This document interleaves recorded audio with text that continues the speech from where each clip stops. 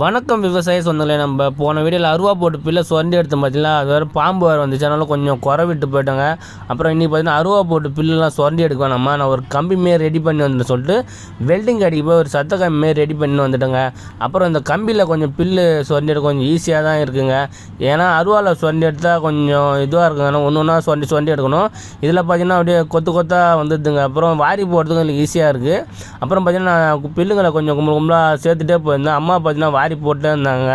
அப்புறம் நான் பில்லெல்லாம் கொஞ்சம் சேர்த்து முடிச்சுட்டு அப்புறம் அம்மா மட்டும் வாரி போடுறாங்க, நம்மளும் கொஞ்சம் வாரி போடலாம் சொல்லிட்டு அம்மா கூட போய் நானும் கொஞ்சம் வாரி போட ஆரம்பித்தாங்கன்னா 2 பேராக வாரி போட்டால் ஈஸியாக முடியும் சொல்லிட்டு நானும் அம்மா கொஞ்சம் கடகன்னு கொஞ்சம் வாரி போட ஆரம்பித்தேன். பில்லு வேறு நிறைய இருக்குது பார்த்தீங்களா, அதனால் கொஞ்சம் சீக்கிரம் முடிச்சிடலாம் சொல்லிட்டு கடகன்னு வாரி போட ஆரம்பித்தோம். அப்புறம் ஒரு வழியாக எல்லா வேலையும் முடிச்சிட்டாங்க. இப்போ தாங்க கழனி பார்த்து கொஞ்சம் சுத்தமாக நீட்டாக இருக்குது. முதல்ல காடு மாரி இருந்ததுக்கு இப்போதைக்கு நிறைய டிஃப்ரெண்ட் இருக்குது.